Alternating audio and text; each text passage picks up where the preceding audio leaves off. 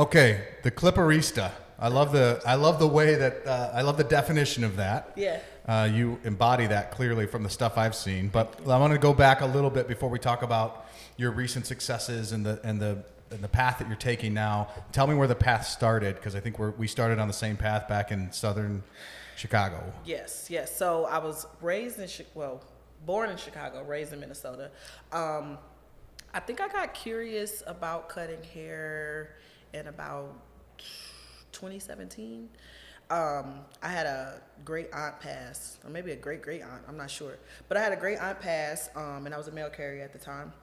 And I decided that my son needed a haircut, but it was too late. I'm like a last minute person. So I'm like, damn, okay, I don't know no barbers. I was a single mom, so I wasn't really into like... One child or... Well, two at that time, it was just one. Just one, okay. Yeah, I just had my son. Okay. And I'm like, you know what? Fuck it. I'm going to cut his hair myself. And I went to Walmart, and I grabbed clippers, and I messed him up, like, really bad. Like, really bad. It was like literally, when I tell you, like, I didn't know that there was a clipper in a liner. And I gave him a Mr. T. I thought I was giving him a mohawk. It looked like a mohawk, but it was literally like the skinhead kind of vibe.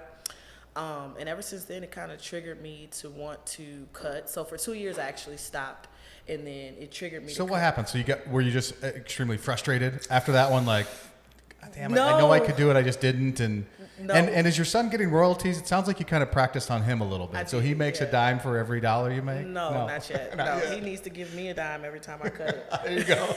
But no, I messed him up. Yeah, damn, that was...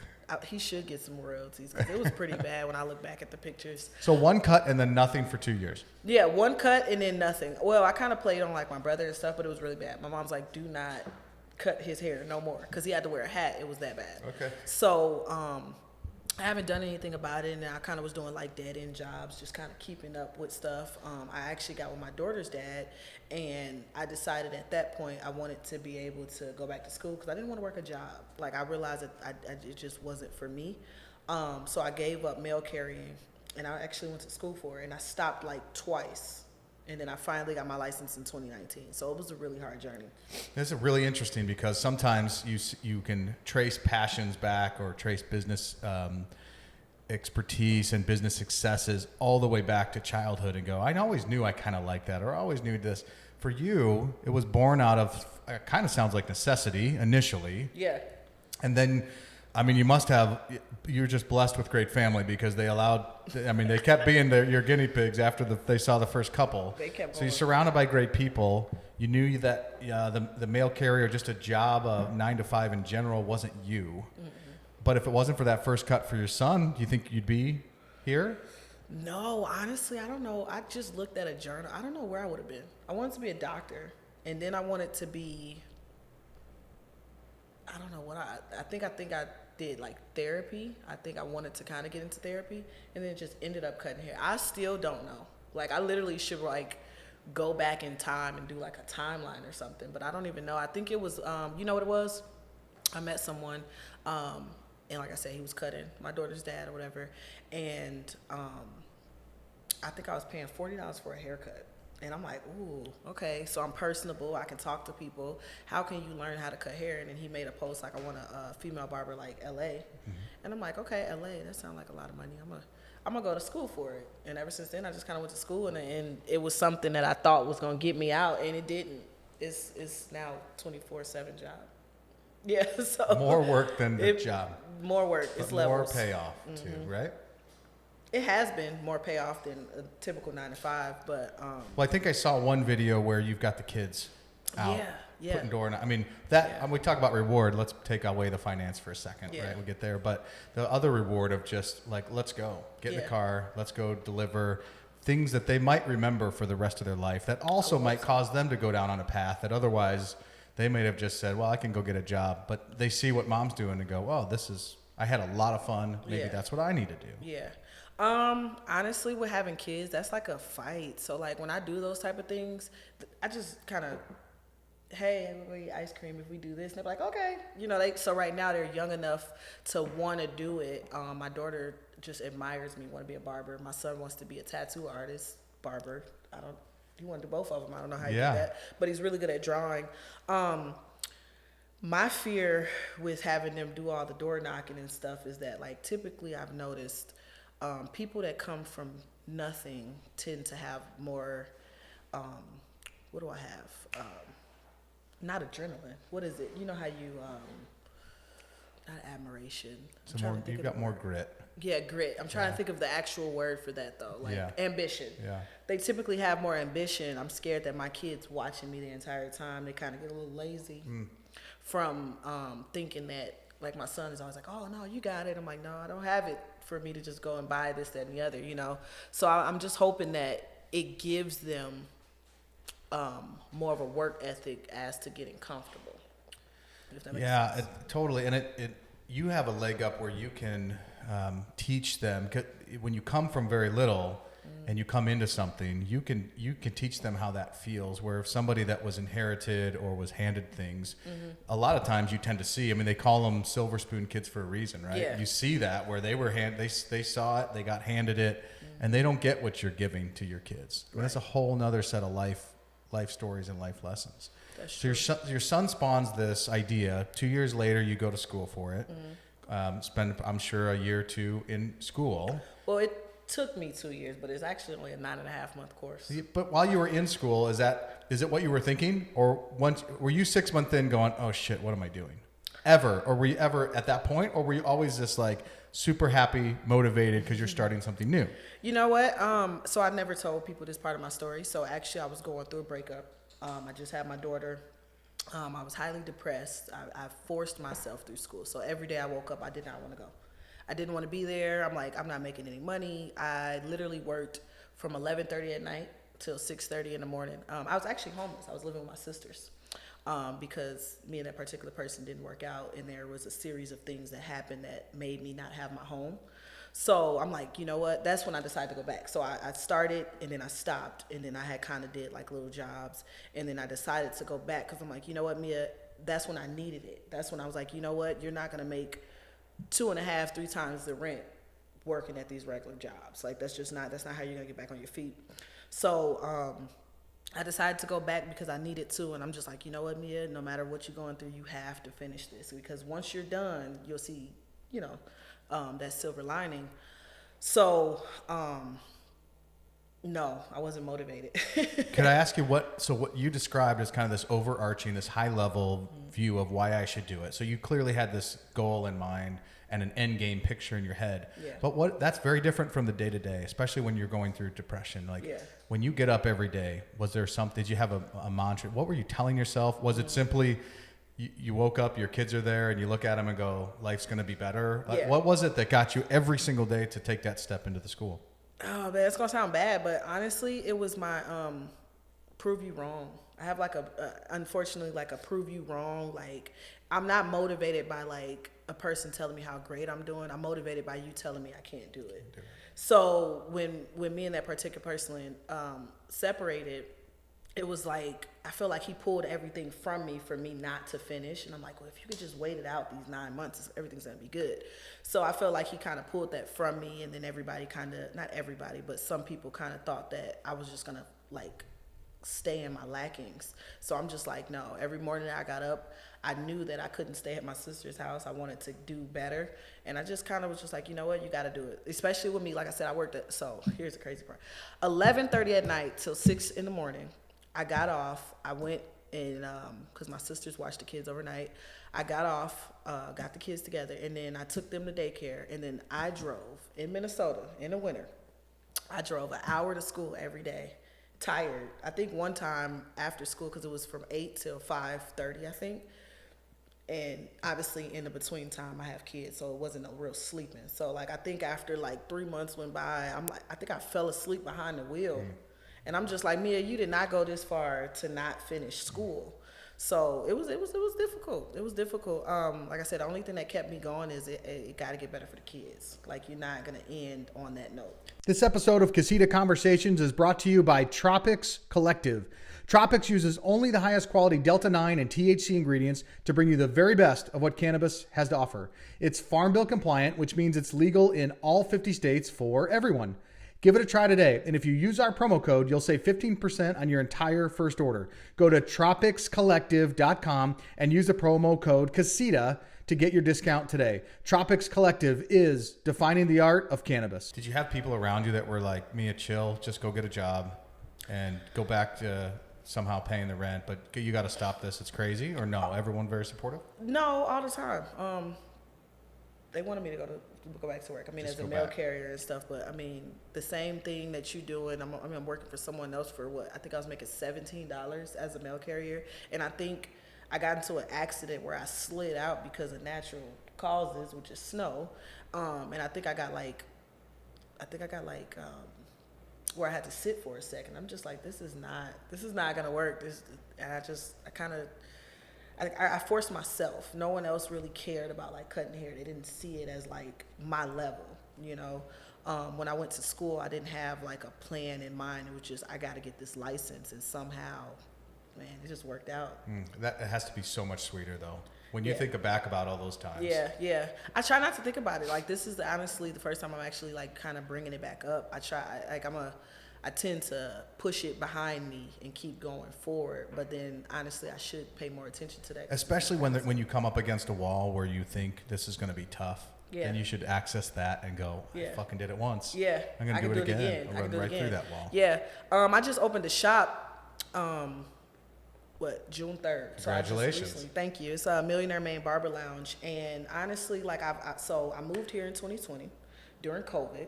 So I got my license 2019. I worked in a shop with someone for like, I think maybe 7 months. And then I went into my own thing. And then Minnesota was fairly strict. So most people weren't coming in anymore, right? So when COVID happened, your business probably ground to a halt. Oh, it was at a complete stop. Yeah. We couldn't, so there was no like help for barbers, because obviously barbers at that time, we didn't know of like LLCs and proper business. So we didn't get any kind of help or financial release. We wasn't supposed to be in barbershop, so honestly, I took mine home.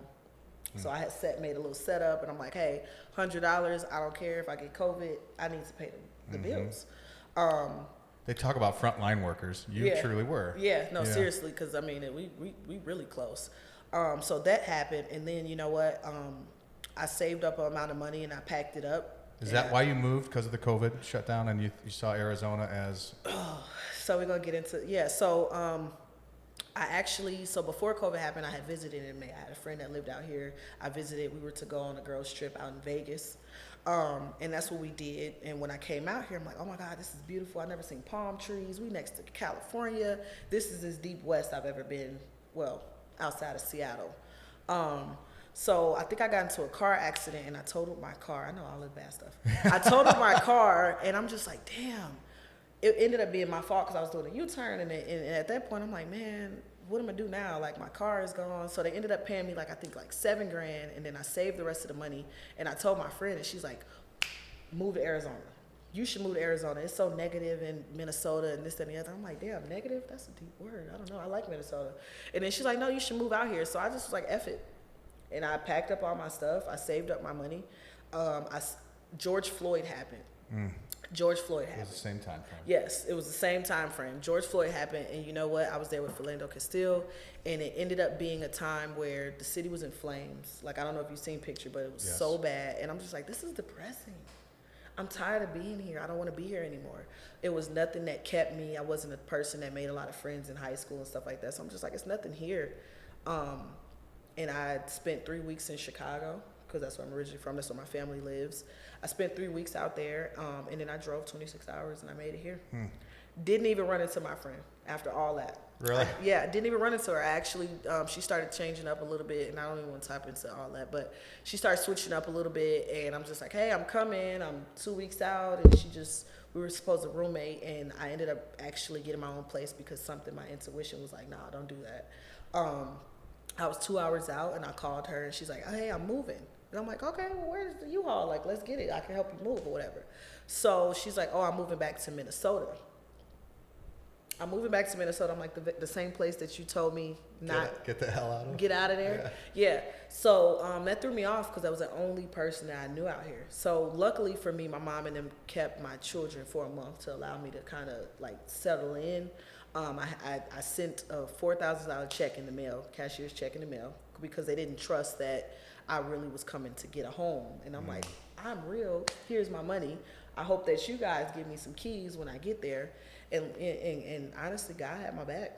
I came out here and I stopped, I prayed, I called my mom, and I'm like, Mom, I don't know what I'm gonna do. I'm just out in Arizona. I gave everything up. There's nothing to go back to in Minnesota. And at that point was like, you gotta figure it out. You gotta figure it out. That's crazy. Because you're taking all of these things that are outside of your control, right? I mean, you've got no control over COVID. You've got no control over the protests and the tragedies and all that stuff that kind of lit the country on fire, really. I mean, I feel like if you look back through the history of just racism in general, you think, if you look, it still exists all over the place, but you would for a minute go, well, we're trying to do better. But then that happened, and it almost felt like everything you heard from that point on was we went back like 20 years, 30 years. Like it just regressed us. And if you listen to the news, everybody hated everybody. And yet that's not what I experienced as a person. Yeah.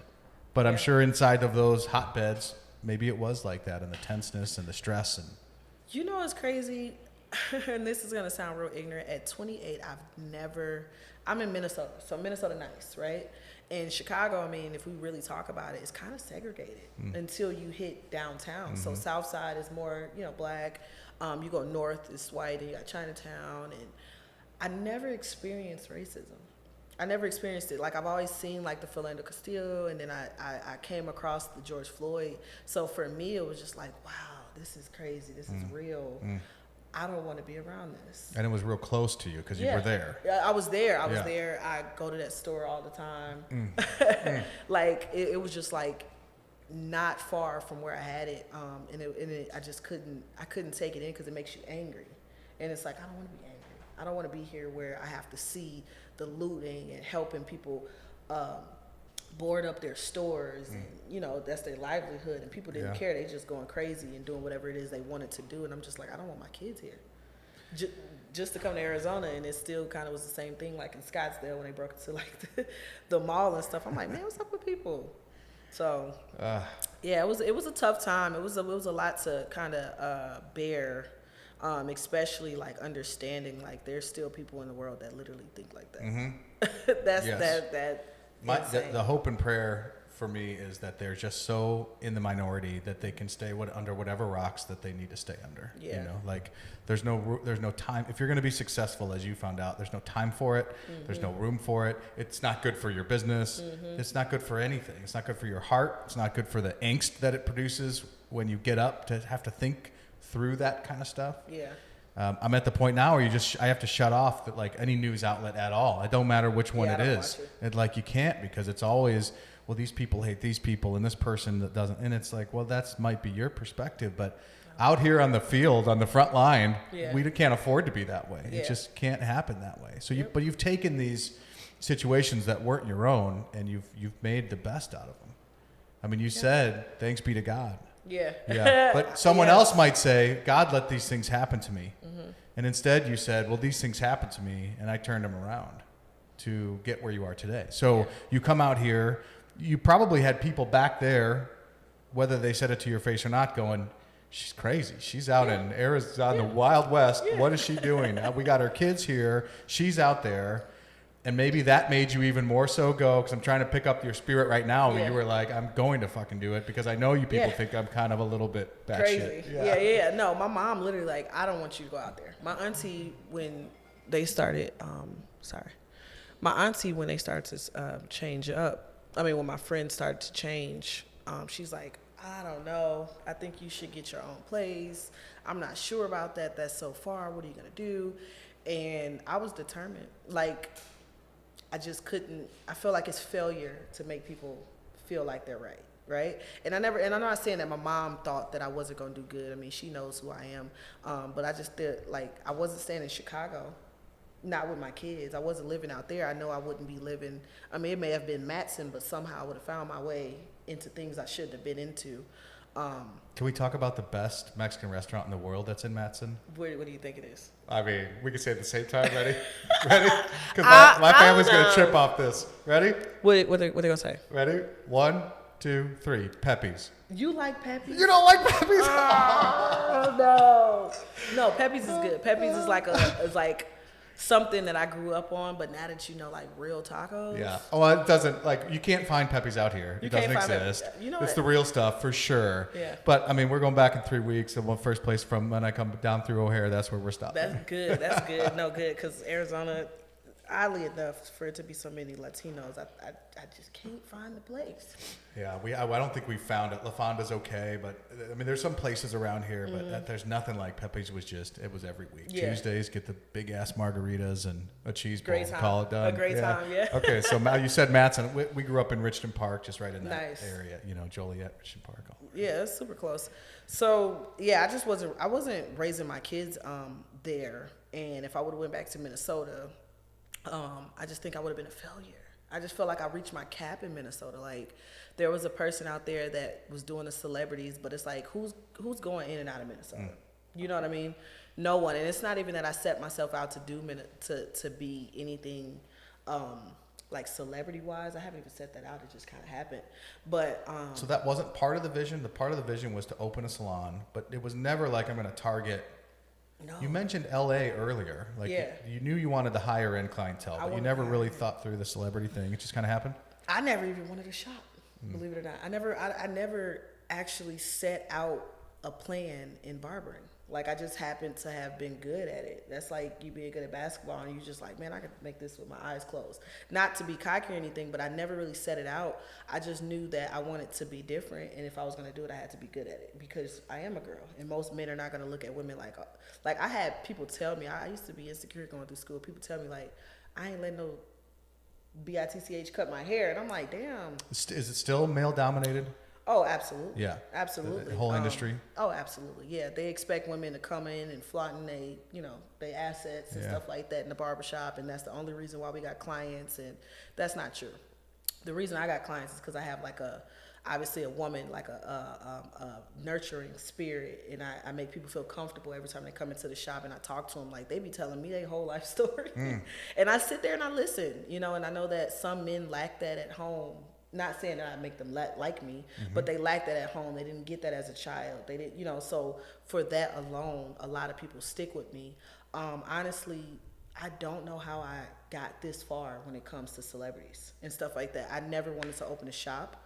I thought this was going to be a stepping stone for me to go back to school and make more money. I really wanted to do real estate. And then I just kind of got swamped into being good at the barbering side, and people start asking me questions like, how did you do this? How did you do that? Literally my answer is always, I don't know. But I inspired so many people from them seeing my story up until now, like the people that really truly know me. And it just kind of was like, well, if I'm inspiring people, maybe I should keep doing it. And slowly and beholdly, I think 6 months out of barber school, I think I cut, 6 months out of, I cut DJ Pauly D, and then it grew on to Jordan Bell. I cut Little Baby's Pauly D's a big mop. I mean, that's a work of art there, huh? Yeah, he's fairly big. So we have Pauly D. I meant like actual mop. Yeah, he was real cool. He was really cool, and honestly, I thought that we had a better connection. I got more cool with his manager, but I just kind of, I let the insecurity of being a female play, so I don't. That was your first name? That was my first name. Now, how'd that happen? So you got all kinds of people that watch this and go, I'm doing what I'm doing. I haven't broke it yet. I haven't figured out how to break through the noise. How did you get that first one? So the first one, I was working at a shop, and the owner actually didn't want to do it because he had cut like Fabulous and like a ton of celebrities himself. So he didn't want to do it. And he like, hey, who want to do it? Hey, who wants to? And I'm like, I'll do it. Is it because there's a risk that goes to these, or if you mess this one up, it's worse than if you mess someone that doesn't have 1 million followers up, or why wouldn't he take that one? He didn't want to take it probably because it was a white dude. Okay. Not to say it like as a race thing, but I noticed that he cut more African American hair. Okay. And you're going, I'm in. I'll take the risk. I know DJ. I used to watch the Jersey Shore and all that stuff. So I thought that was really cool. So I took that on. That was my first one. And before that, actually, I did Little Baby's manager. So I had the opportunity to go backstage. I didn't go, so I didn't even get to meet Little Baby. But that was the first one. Then it was DJ Pauly D, and it was from the owner. And ever since then, it was just kind of like up from there. I posted it, and then I got Jordan Bell, which was on the Timberwolves at the time, and then he was a former Warriors player, which is my favorite team actually, which is crazy. So saying yes is one thing, but actually executing, are your hands? I mean, your hands can't be shaking. Yeah. But were you fluttering inside when these things are when you're sitting down with them and starting the process, and then maybe just process takes over for you? I get nervous with everyone, but because it is a bigger name, if you mess this person up, what are you gonna do? You know, so you still get nervous just cutting hairs in general? All the time. Really? All the time. Like, I have new people often, and it's just like, what if they don't like me? What if my skill is not good enough? You know, I had a person, because of his experience before, where they cut the hair, wash it, and then add enhancements. And I'm like, and he just told me how unprofessional I was because I didn't do that. And I'm like, well, I didn't know that was what your routine was. I didn't know. That's not my routine. Right. So I'm sorry I didn't, exceed your expectation. So sometimes, I let that kind of linger in my mind, like, okay, can I kind of read this person? What is it that they're looking for? Because people, no matter how good you do, it's just always pleasing them. It's always pleasing them. And then, like, to go back to Pauly D, like, his haircut was easy. His haircut was so easy. I haven't really came across a celebrity I got like super nervous with besides Nelly. Nelly was the biggest one. Nelly and Deion Sanders was the hardest people that I ever kind of cut, just because I'm like, oh my God, these are huge. Like, these are hardest for you from an internal standpoint, knowing what you're working with and the reach and that they have. And honestly, I thought going into cutting celebrities, you would get like so much more like push. No, they regular people. They regular people. They just want a haircut. They not like putting you on their market or anything like that. They just paying you, which is good. But it's not what people think it is. What's the conversations like? Are they also just looking for normal, everyday conversations like you'd have with all of your other customers? Yeah. So with Nelly, he just kind of sat on his phone the whole time and just expected a haircut. He just wanted his haircut. And he'd tell you what he want. That's it. His entourage was more the people that was talking to me. And then slowly, as I built a relationship with him, he became more talkative and stuff. But because I was a woman, I always kind of like had that line. Compared to if you go in, you could be like, yo, what's up, Nelly? How you doing? Me, because I am a woman, and I always kind of pay attention. I just don't want to come off as if I'm like flirting or, doing too much or trying to talk too much. So I kind of just play it like regular people. So he didn't talk much in the beginning. He's cool now, but I can't like hit him up on the phone. Got it. Yeah, I have his number, but I can't hit him up on the phone. I know we kicked it a few times, so he's kind of cool. And potentially when they come through, you're the stop. Oh, yeah. Oh, yeah. 100%. I'm the stop. Yeah. If they didn't get a haircut beforehand, no, I'm the one to call. With Deion Sanders, I cut his son first during Super Bowl week. It was actually. So he kind of let you do a trial run. Yeah. To see if he was. Yep. So you're going to him. Exactly. DeAndrea Sanders, shout out to her. She actually was the person that she posted online, and like I guess people that support me had tagged my name, and then she reached out, and I'm like, hell yeah, I'll do it. So I went and cut that man hair at like 11 at night, honestly. And ever since then, it kind of worked out. So when I did call, I recently cut Deion Sanders maybe last month. So it took a few months, but Deion Sanders actually called, or his sister, his daughter had texted me like, hey, my dad's in town, he need a haircut. I'm like, I thought he was bald. So I thought I was cutting his son again. Did you tell her that? I thought your dad's bald.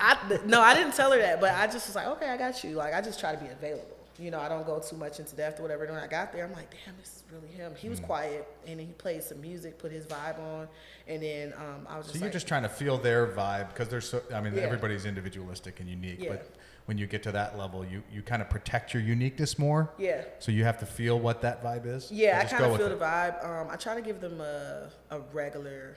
Like, I don't go in like, oh my God, Deion Sanders is so amazing.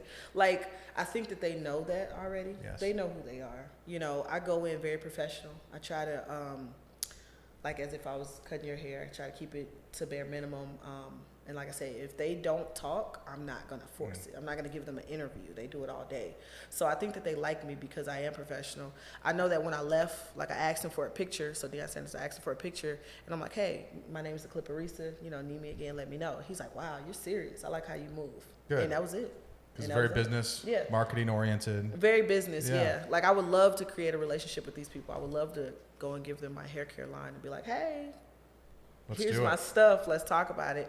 But I think that because they get that, and maybe I could be overthinking it, but I think that they get that so much, they don't want that. Well, I think some of that nervousness you talked about earlier tends to make you overthink, but it could also tend to sharpen your blade a little bit. It could also tend to make you work a little bit harder or think a little bit more through things that other people wouldn't, because you want to deliver every time. Every time. So hair care, before we move on, Deion or Pauly D, better tipper? Between the two, I let Deion Sanders pay me what he wanted to pay me. I didn't go in. They didn't ask me for an invoice. So I was actually underpaid for that one. But it's Deion Sanders. You know, I'm more about building a relationship more than anything. Because, but he knows your invoice is going to double on the next turn. I will hope so. Yeah. Okay. I will hope he knows. Well, he will now. He knows now, yeah. But because I do get the picture and stuff, I think that nowadays people are so social media driven that they think because they get a picture, this is payment or whatever. So and potentially, if you look at it in dollars and cents, maybe it is, because you never know what that brings around. I mean, I get more clients. People are excited to see that I cut Nelly or Deion Sanders and stuff. That's as close as they may ever get to him. Some free marketing. Yeah, so it's free marketing. So I took it as a blessing. Like, I'm like, you know what? It's money. Like, I met Primetime. Like, I met Nelly. I've traveled with Nelly. Like, I've got flown out. These are things that I would have never been able to do as I'm still a regular person, but just a regular everyday. But certainly not as a mail carrier. Yeah, no, not as a mail. You know what though? I did deliver Prince's mail. Yeah. Maybe you're just supposed to be in these kind of arenas. That's what I was thinking the other day, because I was like, Roger Nelson, and my auntie is just like a huge Prince fanatic. Like, that's her husband in her mind. Crazy. But I literally didn't know who it was. I just kept getting like big invoices. I'm like, man, whose stuff is this? Roger Nelson. And it just, was it all in purple envelopes? It makes me think that way. It was. And it was at the, what is his place in, I think it was in, I say Chandler. You know what? I forgot Minnesota so much because I've been here 3 years. But yeah, so when I think about it, you are right. Like, even in college and stuff, I kind of ran across a few people, and I'm just like, maybe I am supposed to be here. That's your world. Yeah, it gotta be. So you come here, and you were working for someone as a barber initially, right? Yeah. For a couple years? No, so I worked for, honestly, I think it was 4 shops. And I know that's a lot of bouncing around. But because I came during COVID, so I had started way out in Sun City or El Mirage. I started at a place.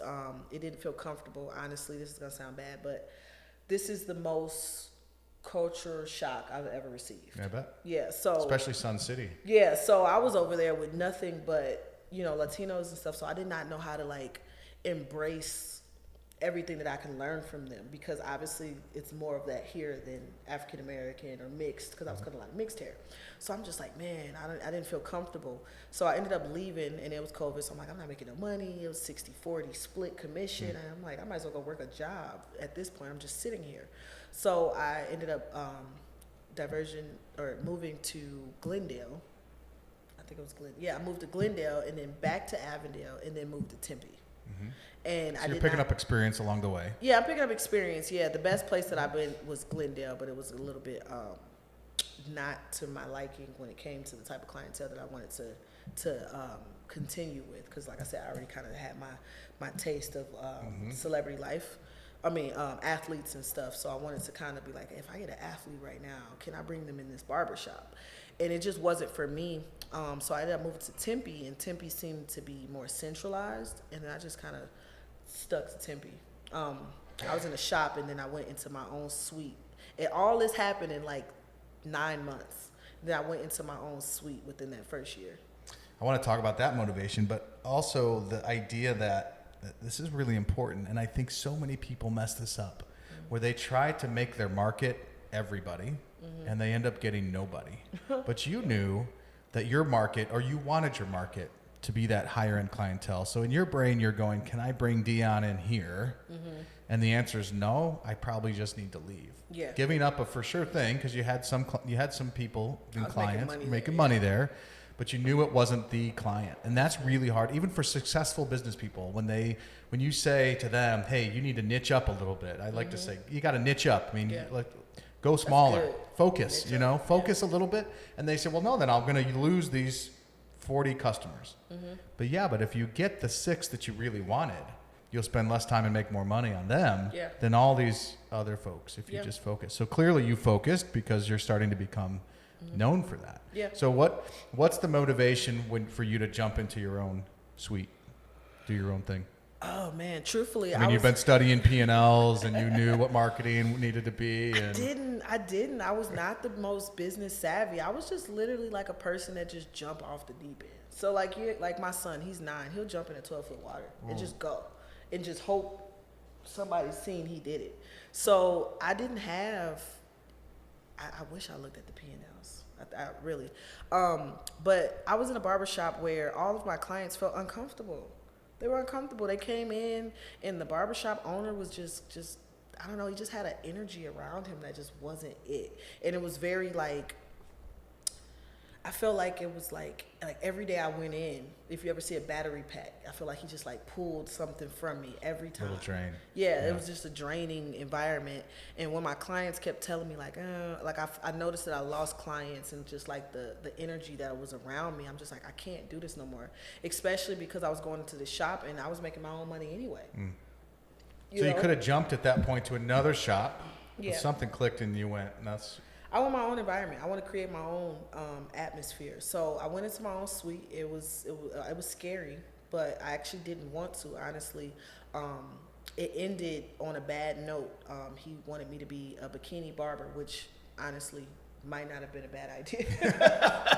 But you could still open a section of your shop if you want to. Yeah, but I wasn't to be sold. I kind of felt like he did it in a player move, like, oh, we can set it up like this, and I'm just like, man, I'm not I'm a barber. Yeah. Like, whether I'm a woman or not, and pretty, that has nothing to do with me selling haircuts, not ass, So, so once that happened, I left, and he was like, oh, you're just a barber, you're this, you're that, which to me came off a little bit as like jealousy or just wanting to control, and that sparked my drive to want to go hard, because I told him, I'd rather have one successful business than three that are not working out, which he had. He was all over the place. And ever since then, I'm just like, you know what? I'm going to do it, and I'm going to make it happen, and it's going to work out. Like, it was a major stretch to not even be from here. So another person that told you couldn't do it or was jealous. Long story short, yeah. I couldn't do it. So your key to success, I think you would tell people, is surround yourself with people that tell you they can't do it. Yeah. Which is bad. No, surround yourself with a lot of people that tell you that you can. But for me, you've done it in spite of those people. In spite of those people, which is not necessarily the best way to move, but that's just how. But if that's what moves you, you have to move that way. Yeah. So now you opened your own shop. You continue with your celebrity haircuts. You've got a hairline coming out. By the way, you did tell me that you are a businesswoman that happens to be a barber. I am. So don't sell yourself short. You are on that side of the fence too. You're downplaying it, but tell me about that product line. And what birthed that? So you went from barbershop, being barber, to now product line. Yeah, so when I finally got into barbering, I recognized, wow, this is dealing with a lot of people. You got to come into work every day happy. Although, remember, I told you I was depressed. I was going to work every day like, let me put on my face. Let me be good to everyone. Let me make them feel comfortable. After a while, it became draining because I'm listening to everybody else's problems. Like, even to this day, I'm listening to everybody else's stuff all day, 8 to 10 people. All day, crying kids, stuff like that. And I'm just like, you know what, Miyah, the only way that you're going to be the millionaire that you say you want to be, you have to have something like a product or something that you're selling, something that you're doing. So 3 years ago, I came up, I'm just like, oh, I'm going to do something. I mean, oil, that's typical, that's easy to sell, I could do it. I never actually came up with nothing. I had like I took too long focusing on a name. So I had like something that was like beards, and I'm like, ooh, what could be a nice acronym or something? And then I just kind of let it go. Like I'm a visionary. Like I have a lot of ideas. I don't necessarily act on all of them. And I'd be like, okay, well, gotta let me know when I'm supposed to act on something. So I kind of slept on it, and then I jumped into something else, and then I moved here, and then it just kind of stopped the process. So in 21, I woke up and I texted my cousin, because my cousin actually drew both of my logos, the Clipperista and the new one, Millionaire Mane. He drew it out himself. I'm like, hey, this is what I want. This is what I need to be. So he drew the logo, and then ever since then, I came up with the name. I woke up out of my sleep. Literally, I woke up out of my sleep in 21, and I text my sisters and my mom, and I'm like, hey, here's the name. What do you think? And my auntie. I'm like, what do you think? And they're like, ooh, I like it. But it was no,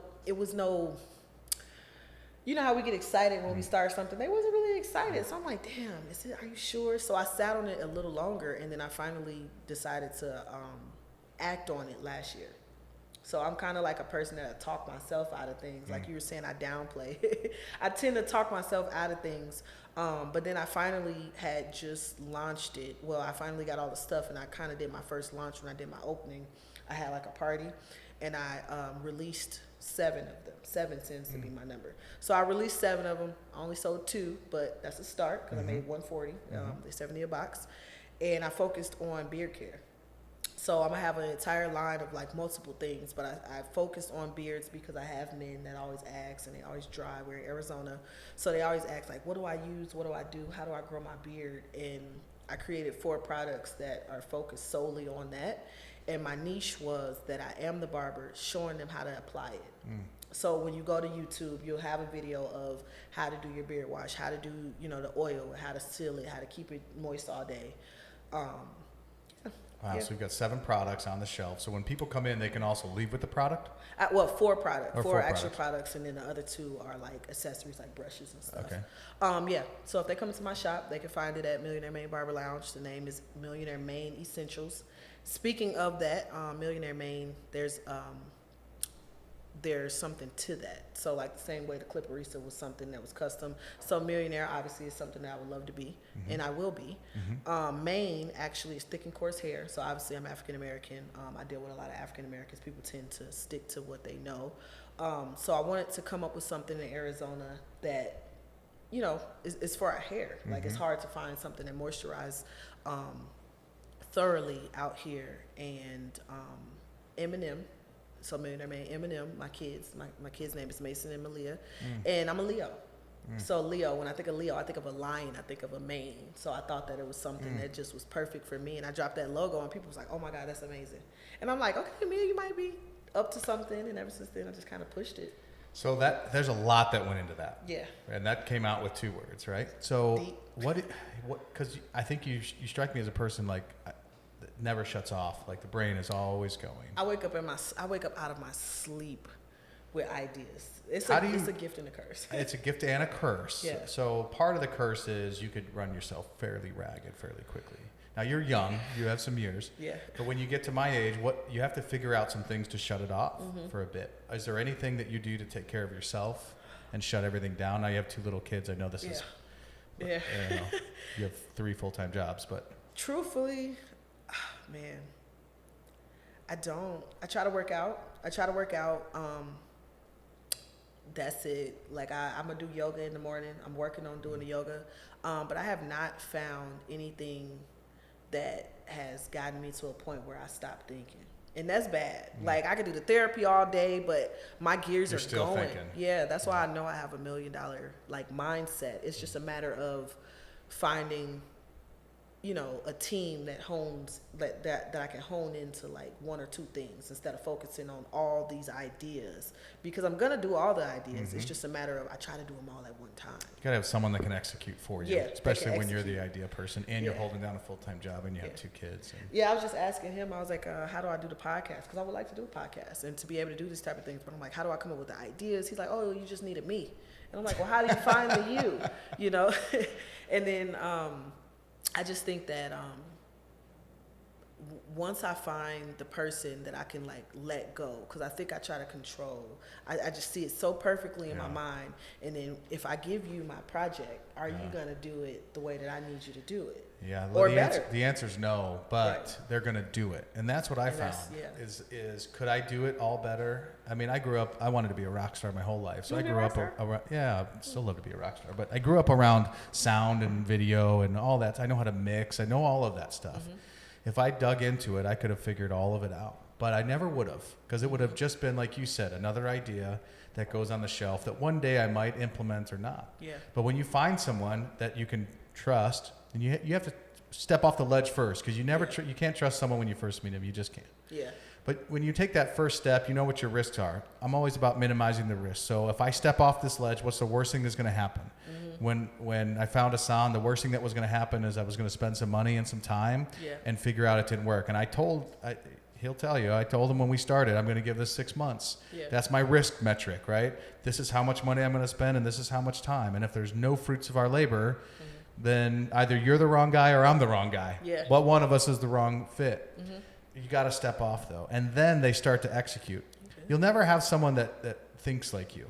Yeah. But you can put you can put the execution on someone else, but you can never put the thoughts on someone else. Right? So if you can get your thoughts out to a team of people that understands you or starts to know how you think, and I have a great team. All my success is because of people, not me. That's my problem. Because of other people. It's just finding the right people. And I know that's the thing.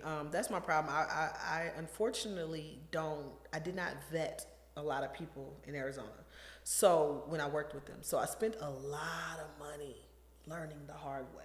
I spent throwing money, like, here, take my money, just help me. And they took my money. They just didn't necessarily help me. They helped me by learning the lesson. But, and I think maybe I was burnt by that. But the problem is I know a lot of people don't like Kanye West, but I mean, he's a Chicago native. I think that I'm literally like Kanye West. We kind of go into I kind of think I'm a genius. I'm like a smart idiot, if that makes sense. That sounds really bad, but what I mean by a genius is I have all these ideas, but I won't give it to nobody else because I don't know how.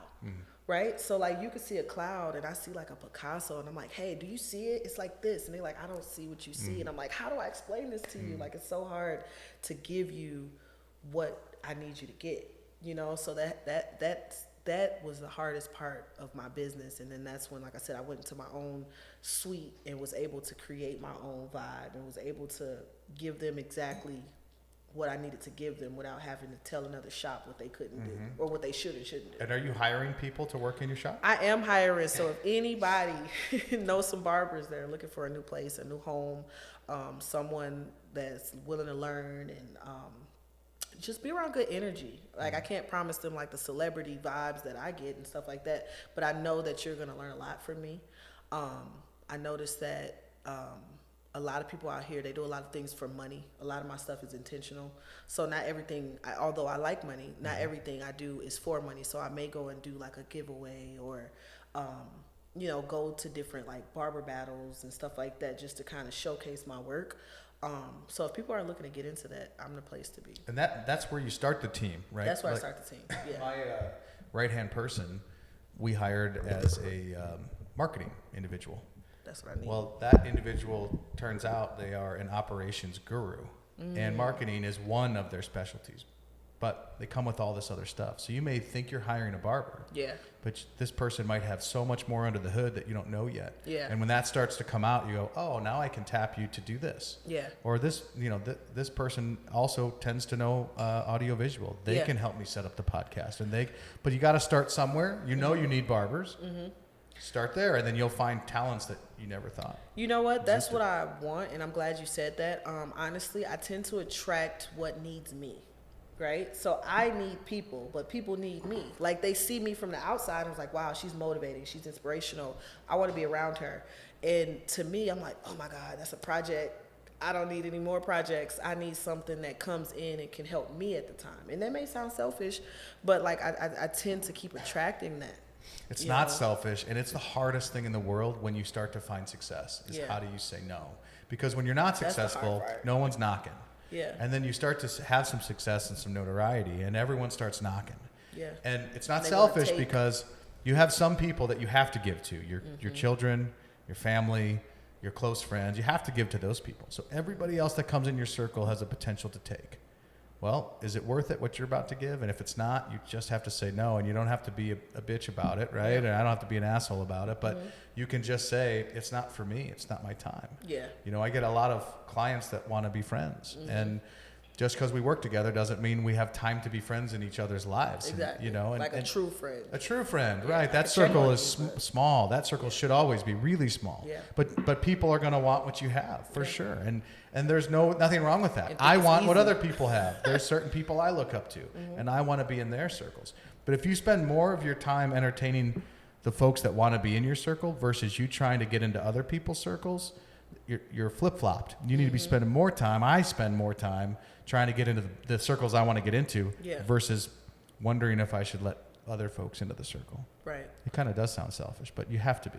Do you tell them that? I mean, this is not an interview about you, but do you tell them that? In a roundabout way, I make it very clear. Like a lot of times there'll be text exchanges, and Text is easier. Yeah, well, but then sometimes the text exchange will just get out of control, and like I'm not a big texter anyway. But if I show up to my phone and there's 6 texts from someone that's not in my circle, I tend to just not reply. And I think if you asked anyone that was in my circle, that they would say that's normal. You just probably won't hear back from Charles. You know what? I'm so thank you for that, because I think that I'm too accessible. You know, because everybody think of a barber as just a barber. But like I said, I mean, with me trying to be in business and try to, you know, get into other avenues, I think that a lot of people reach out to me and they want things from me. And I'm just like, I want to give so bad, but right now is not the time.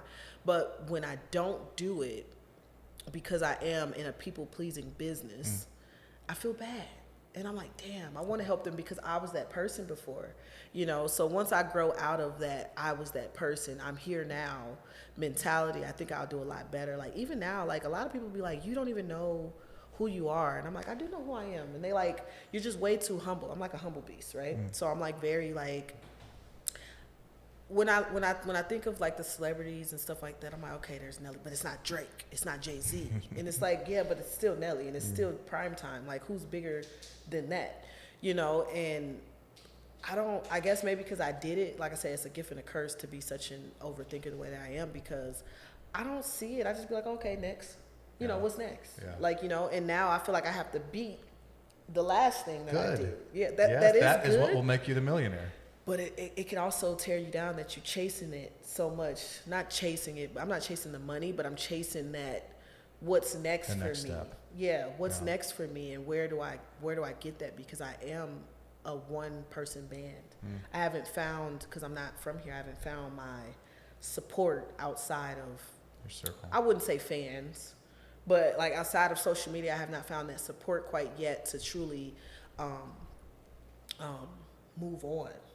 You know, so like I think a lot of people want to be around me because they see the celebrity stuff and they want to be, like you say, they want to get close to it and stuff, but it's not like true true people that I would really like add to my team and be like, they're going that you can call when you're depressed going in to the office. Yeah, like hey, this person is coming with me. Like I know that for, you know, even with the team and stuff, that's why I say I want a team for my shop, because I know where I'm taking it. I just need to get them to see it through the Clipperista lens. Yes. They don't always see that because, you know, a person like yourself and myself, we seen something, or someone's seen something in us.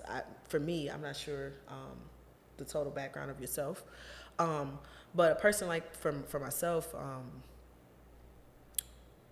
I did it like. I just had to get it done. Like I was more of like, I had to get it done. I need to be successful. It has to be like, I'm not failing at all. I can't give that to a regular person. You know, like a regular barber, they're going to see like, oh man, if I do this, I'm going to make a lot of money. And obviously we are looking to make money, but that can't be the only reason. So if I'm working beside a person that's only trying to make money, it'll be that frustration of like, ugh, I can't work with this person. Now I got to fire. Now you got to have the bad conversations, and it's a difficult. How do you give that vision? Because you've got the vision, and people will work. You look at a lot of these tech startup companies, and you see people working for minimum wage with the promise of stock options, which are worthless unless the tech company really works. How do you get people to work in that environment? I mean, you're a startup, right? Yep. How do you get people to work there? For maybe they can go work for another shop for more. It's that vision. It's what you are saying today. If you continue to repeat that and refine it, you'll get that story so down pat that when someone hears it, they're going to go, fuck yeah, sign me up. Yeah. And if I have to make minimum wage for 6 months because the end goal is this, then I'm in. Yeah, that's what I'm waiting on. I have 2 people right now, maybe 3 people right now that are willing to do it, but they're newer. Are you worried at all that you can't deliver what you're about to tell them you're going to deliver? A little bit. I mean, I think that's fair to say. Yeah, definitely. Because I'm in a location. It's right next door to the lake, and it's more residential. So it's kind of like where we are now. And then there's this storefront that's there. So it's like obviously there's not a lot walking in and stuff like that. So I can't promise, hey, you'll make 15 or $2,000 a week like other barbershops can. So that's a little bit of a fear. But if if I do what I need to do and they listen to me, and I'm working on my leadership. I've been reading a book actually by Simon. I'm not sure of the name, but it's called Understand Your Why, or something along those lines. I think I'm not sure, but it's a leadership book, and I'm trying to hone in on leadership to kind of get them to trust me. I think that's my biggest thing, is getting people to trust me and understanding whether it goes there or not go there, you're still going to be a successful person just because of what I've taught you, or what, and vice versa. You could be teaching me how to be a better leader, so there's fear for sure. It's huge, and it's only been there for 2 weeks, and I'm just like, so I get a little. But that's sharpening the edge. Remember, that's sharpening the edge. Yeah. And it's the ability to hold that fear in and not show it. I know, there's different schools of thought. One school of thought, people will tell you, you have to be totally 100% transparent. I happen to believe that if I'm on the front lines in the battlefield and I'm leading the charge, and I show my weakness and that fact that I'm fucking scared, I got 1,000 people behind me that are going to turn and run. Because if the guy at the front who's supposed to be leading, or the girl at the front that's supposed to be leading, is scared, that's not a person I'm following. So exactly. I could feel it inside all I want, but I'm not going to I can't let you see that. I might let you know after when we're done and we're picking up the spoils. And I might then say, I was shitting my pants back there. Yeah. And they're going to go, well, we didn't know. And now we don't care because we won the war. No, seriously. So you got to keep that bottled up, I think, a little bit and charge forward and know that you've had those fears in the past. Yeah. You've had the fears of moving out here and not knowing what was going to happen. You've had the fears of starting your own shop. You've had the fears of starting your own line.